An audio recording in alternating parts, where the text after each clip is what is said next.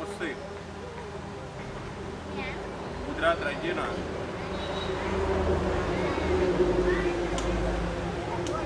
સામાજિક ન્યાય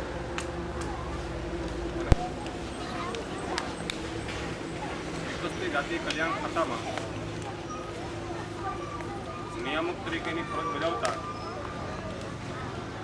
અને આપણા કેશોદ તાલુકાની અંદર એમને વિશેષ જવાબદારી રાજ્ય સરકારે આ તમામ કાર્યક્રમ અંગેની સુપ્રત કરી છે એવા આઈએએસ ઓફિસર માનની શ્રી બીપી પટણી સાહેબ, આપણા ગામના સરપંચ શ્રી, તાલુકા સામાજિક ન્યાય સમિતિના ચેરમેન શ્રી મોહનભાઈ દાફરા, આપણા આજ ગામના તાલુકા પંચાયત દ્વારા પ્રવેશ કુમાર કન્યા ભાઈઓ અને બહેનો તેમજ પુરસ્કાર પ્રાપ્ત કરીએ છીએ ત્યારે સમાજને કંઈક આપો, સમાજમાં જે ઘટતું હોય આપો, અને સમાજમાં જે ભ્રષ્ટાચાર છે, સમાજમાં જે અત્યાચાર છે, સમાજમાં જે ભ્રષ્ટાચાર છે, સમાજમાં જેની આગળ આ નવા બાળકો દાખલ થાય છે ને પુસ્તકો અપાશે. 1 થી 14 વર્ષના બાળકોને આપણે ત્યાં ગુજરાતની અંદર કેળવણી મફત છે. કલરો આવતા હોય, બ્લુ પેઇન્ટ કે કરવાનું હોય તો એની અંદર પણ ચેન્જીસ આવતું હોય. આપણે શાળાની અંદર 5 ગામના નાગરિકો, શાળાના આચાર્ય અને બીજા 2-3 લોકોની એક કમિટી કેમ બનાવી છે? આપણે એક કમિટી બનાવી 300 રૂપિયા જે મળે એ 300 રૂપિયાના કામ માટે ગામમાં કેટલા દર્દી ભાઈનો બોલાવો, 5 કાપડના વેપારીનો કેશોદમાંથી બોલાવો કે મારે આ સ્કૂલની અંદર 300 બાળકોને ડ્રેસ આપવાનો છે. આ 300 બાળકોનું જે કાપડ જોઈએ મારે આપવાનું છે. તમે આ એક સરખું કાપડ બધાને મળી રહે, કોઈમાં નાનું નહીં, કોઈમાં કલર ભેદા વસ્તુને આપણે સિદ્ધ કરી શકીશું. રાજ્ય સરકારનો ઘણો બધો મહત્વાકાંક્ષી કાર્યક્રમ છે.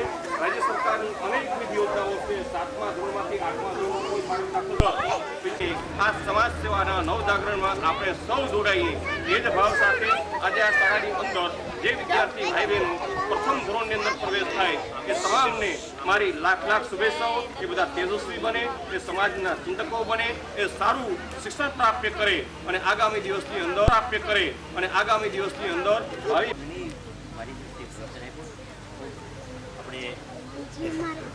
અલભ્ય લાભ લીધો કહેવાય. હવે એ પછીના વક્તા તરીકે હું સચિવ શ્રી પટેલ સાહેબને વિનંતી કરું.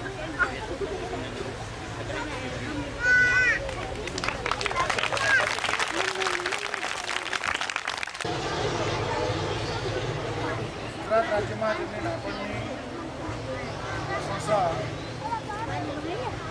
વિધાનસભામાં પણ થાય છે એવા મારા પરમ મિત્ર શ્રી માધવભાઈ સાહેબ,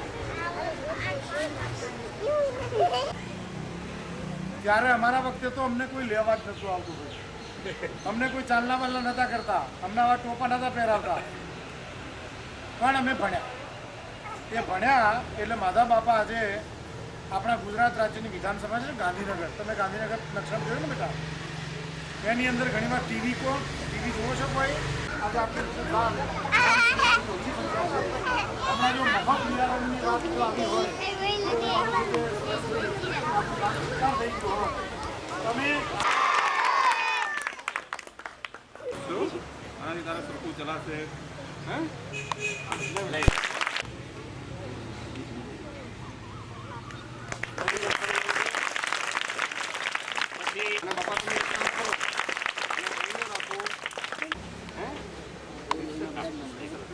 પછી બરાબર ધ્યાન રાખજો.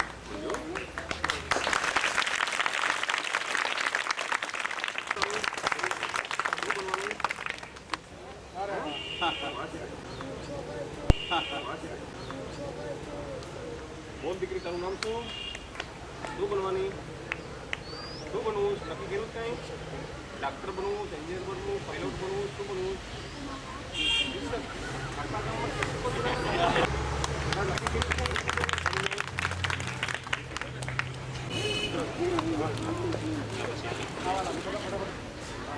લાઈન કરજો. ટાઈમ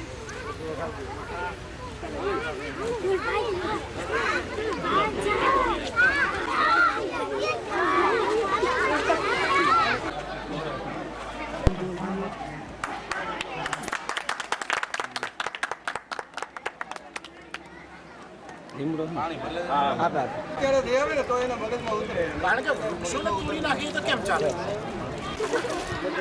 આ બાળકોની બરાબર તમે યુવાનો